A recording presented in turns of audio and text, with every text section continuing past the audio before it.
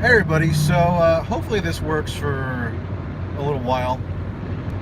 I'm driving, and before anybody complains, no, I'm not distracted driving. My hands are affixed on the steering wheel, and I'm looking ahead of me. But this doesn't necessarily prevent me from streaming. And in fact, it actually provides sort of an interesting backdrop. It's almost like I'm talking on the phone hands-free, if you really want to know what the situation is.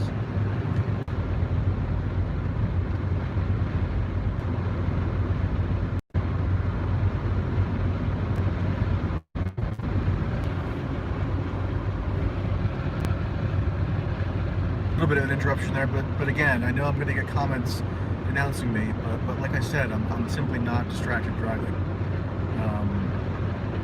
And it's possible that the connection drops out because America's infrastructure really isn't the greatest in terms of cellular towers and all that. How horrible cell services. First world problem. 25 years we've had smartphones since roughly '07, and yet you go miles and miles and miles of major roadway here in China, but here in the old USA,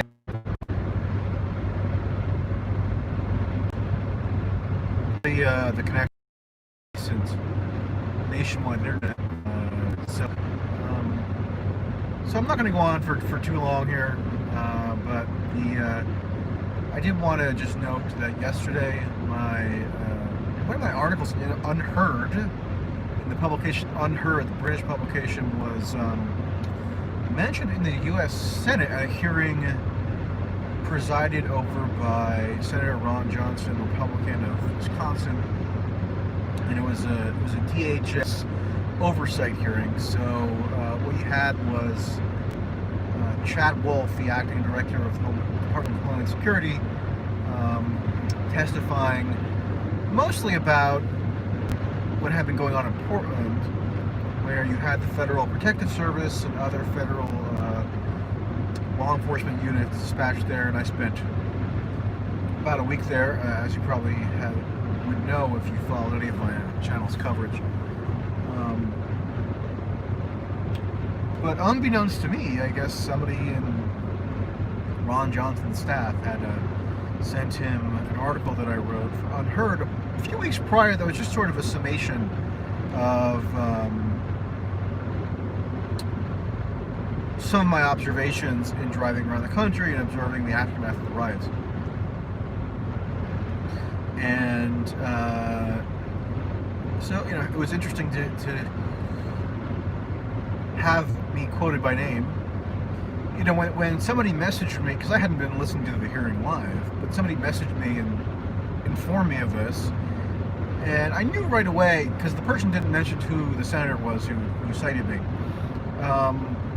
But sadly, or notably, conspicuously, I knew right away that it would have had to have been a Republican senator, because for a Democratic senator to cite me on the issue of the protests, the riots, or whatnot would go against the narrative that they are so tethered to in terms of the protests just being uniformly and unreservedly peaceful. And can you have, and it should be possible for a Democratic politician, Democratic pundit, etc., to have a rational discussion about the true nature of the protests in terms of all their various elements, up to and including the riots, which I've argued based on my first-hand observation, because there's no way that most of these riots ever would have occurred if not for the protests, given how municipal resources are consumed by the protest activity, which then creates a vacuum for rioting to occur. And if you read that Medium post that I did a little while ago, I got into sort of the fine-grained intricacies of how I sort of conceptualize the relationship between protests and riots. The point is that they're all part of the same phenomenon. If you talk to regular working class type people, perceive this neatly delineated difference between protests and riots. But you can't make this argument to Democratic senators at this point. They don't want to hear it. And so, when I got messages yesterday telling me about this citation in a Senate hearing, I knew it had to be a Republican, and sure enough, it was Ron Johnson, senator from Wisconsin, who I would probably not agree with on most things. Yet,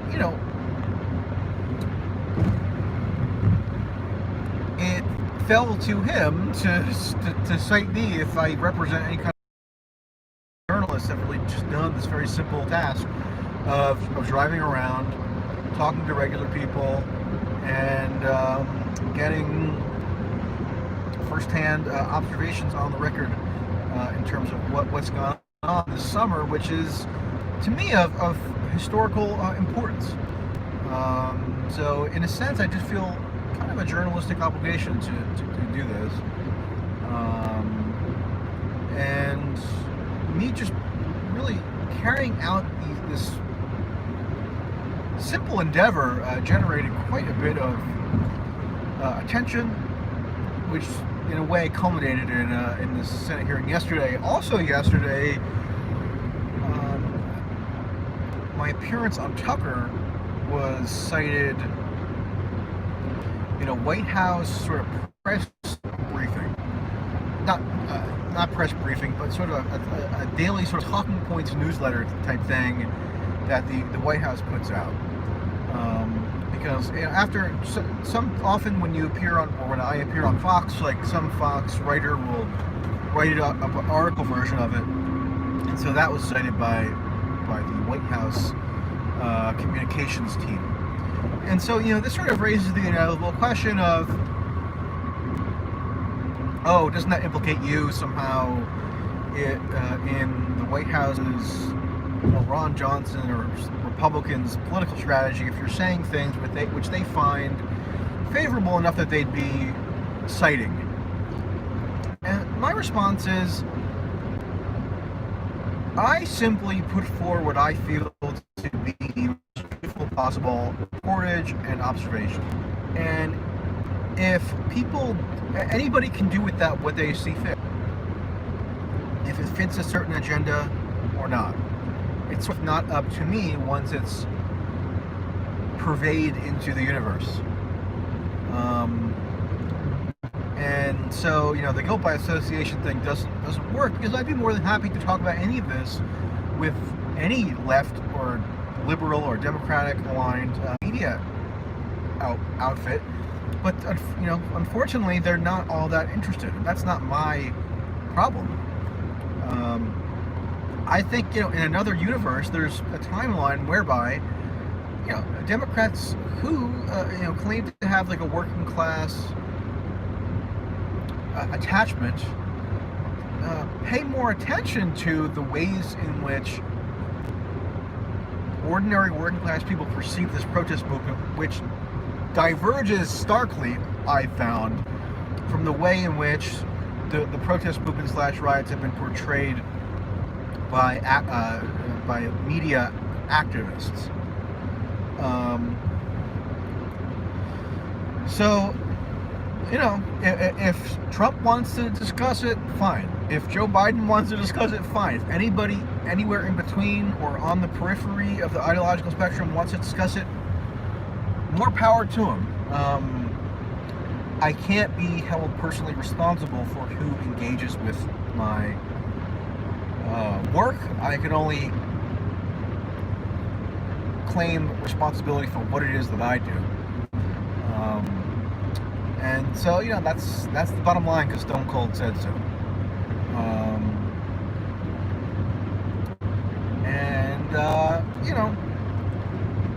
I found it to be a fruitful trip. I'm stopping tonight in Louisville, where maybe I'll do a little bit of reporting. We'll see how I feel tomorrow morning. But if you read most of my coverage, none of it is inherently framed in such a way that it would inherently advance the political goals of the Republican Party. I mean, in one way, one kind of angle that illustrates that is a lot of working class people, in my experience, have as paramount in their minds the pandemic, understandably. I know a lot of commenters on this stream are going to be just straight up denialists still. But, they're just as detached from the real world concerns of ordinary people as anybody, including the unambiguously protest Democrats and leftists and such. And one reason why Trump hasn't really been able to capitalize on the breakout of what you might call lawlessness, because he's supposedly this champion of law and order and such, is because people feel as though the federal government's response to the pandemic has been severely lackluster. And I think they're justified in believing that. And I've made that point multiple times, trying to relay the sentiments expressed to me by ordinary people that I come into contact with. And that doesn't reflect particularly well on Trump, as evidenced by his lackluster polling numbers at the moment. And, so I've made a point to mention that often in my articles, in my videos and such. In fact, in the article for Unheard that Ron Johnson cited, I make this point. So, there's fodder there for Democrats who have a strictly partisan motive to seize upon if they really wanted to, but they're not interested because paramount for them is the preservation of the moral legitimacy of the protest movement, after I was told that I was mentioned. And Jackie Rosen, this Democratic senator from Nevada, who is just essentially spewing propaganda when she says, it's a lie that the protests in Portland are anything but peaceful, and it's moms and veterans. Just like, no, that's the PR approach that the anarchist organizers have savvily gone with. And I say savvy because they've created a set of conditions where normie Dems discursively, that's been my approach. If Republicans tend to like the glaring, conspicuous contradictions that I've apprehended more than Democrats, so be it. That was also generally the case in Russiagate, but it was not the case. It tends not to be the case when I talk about the pandemic. It was definitely not the case, for example, when I talked about earlier this year the Soleimani assassination. There was my right-wing followers were in an uproar about that. And so, I'm not going to allow my analysis or reportage to be dictated by who finds it instrumentally useful in a given moment. That's corrupting.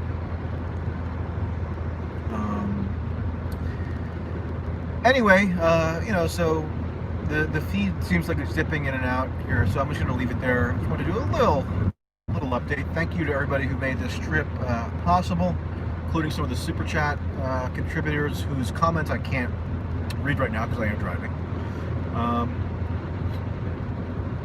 And I will keep you abreast of any forthcoming news. So, yeah, I will leave it there. And now I am going to glance ever so briefly at my phone so I can stop this stream. All right, take care, everybody.